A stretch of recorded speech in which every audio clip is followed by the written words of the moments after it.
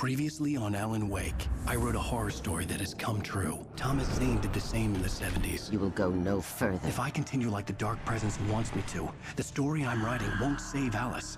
It's a horror story. No one will survive. You knew Zane! Thomas Zane! You're the Lady of the Light in the song! He left something behind to help me. The clicker. Alan thought of this as he stood on the rim of Cauldron Lake, the clicker in his hand. He took a deep breath and jumped. I can get to her now. I can finish this.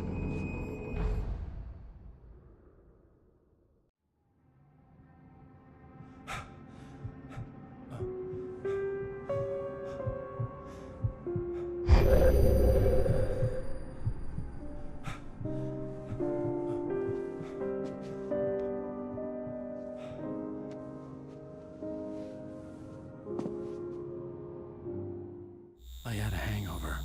My head was about to explode and the light hurt my eyes. I needed my sunglasses and painkillers to dull the pain. In one of my finer moments of self-deception, I swore to quit drinking.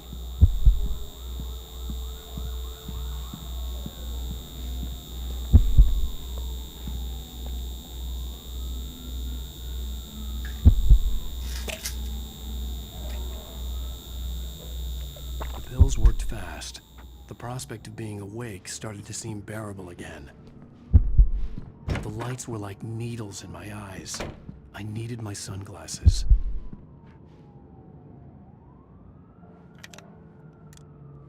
The sunglasses made the world look bearable. Now I could keep my eyes open without feeling like a vampire in the sun. There was a message waiting for me on the machine.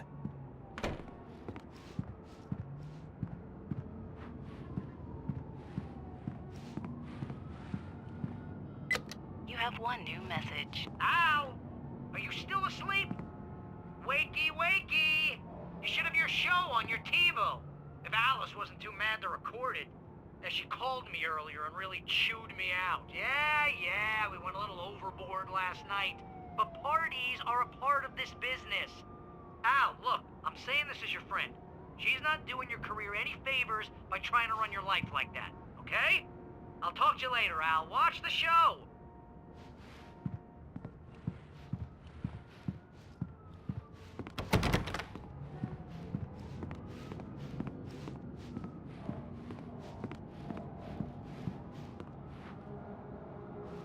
I'd been a guest on the talk show the previous night, talking about my latest book. Ladies and The show gentlemen, was supposed to be welcome waiting for me back on to the TV.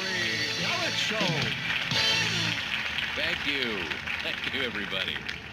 We have a great show tonight. I've been talking with the best-selling author Alan Wake about his new book, The Sudden Stop. Yeah, good read. Go buy it. No, it is a good read. Look, I'm gonna be honest here. Is that wise? No, but I'm gonna do it anyway. I got people who give me the lowdown on books. I'm a busy guy. But this one, I actually read from cover to cover. I mean, I'm a big fan. Wow, thanks. Now, this might be a spoiler for those who haven't read the book yet. Based on the sales figures, the 2 people out there who haven't read the book yet. But this last book is all about the death of the main character, the hard-boiled New York detective, Alex Casey. Now, there's been a lot of outrage about this. Why the hell did you kill Casey? What the hell were you thinking, man? Good riddance. No, seriously though. 7 years and 6 books is a long time. He was a gloomy guy to spend all your working hours with, and it was a good run. But it's time to explore new things. My next book will be a departure from the old for me.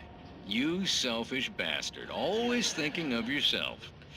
Well, you've certainly given us a lot of entertainment over the years. And now that you mention it, Casey was a gloomy guy. Never had much luck with his love life with the ladies.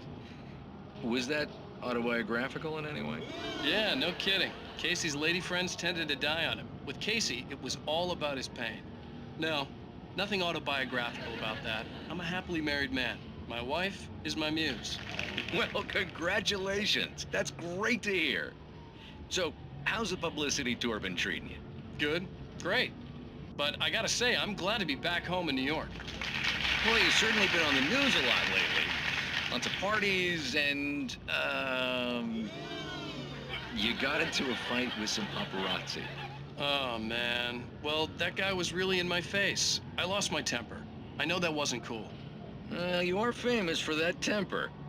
Well, I did also write several books. Well, your latest novel is called The Sudden Stop, and it's in bookstores now. Go get it. That means the two of you out there who haven't bought it yet. Ladies and gentlemen, that's all we have for you tonight. I want to thank all our guests for the evening. Alan Wake, Sam Lake. Once more, do the face for a Sam. And our musical guests, Poets of the Fall. Thank you. And good night. At least I've been funny. I told myself I could live with that.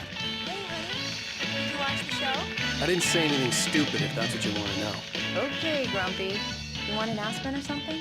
Are you going to start with me about drinking now? You know what? Go back to sleep, Alan.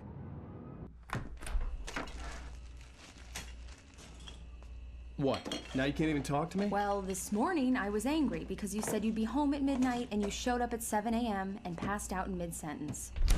Now I'm over it. Are you angry? This goddamn tour. It's gotten out of hand. Oh, honey. It's almost over, right? We can get back to normal. Then you can start writing again. I'm sorry, honey. Alan, you're not thinking straight. Just take a shower and go back to bed, huh? Yeah, you're right, honey. I'm sorry. Once this is over, let's go away together. A vacation. Just you and me. Some peace and quiet.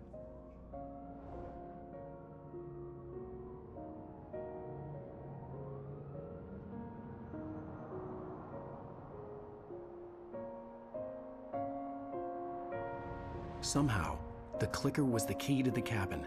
I had to return to Cauldron Lake to save Alice.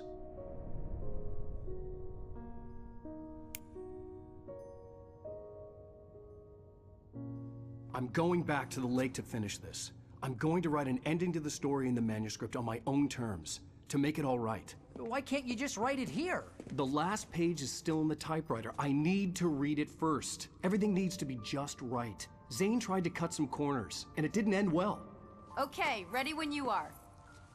I'm sorry, Sarah, but I need to do this alone. Barry, take her gun. Miss Weaver, close the door when I leave.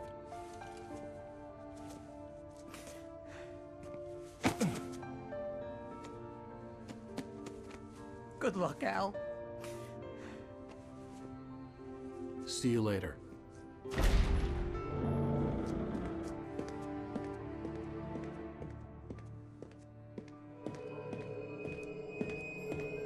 When I got out, it was warm and sunny. I'd flicked the switch of the clicker. Had it done this? I didn't stop to question it. I had to take advantage of the sunlight to get to the lake. On Zane's page, I'd stood on the rim of Cauldron Lake, about to use the clicker. That's where I was headed.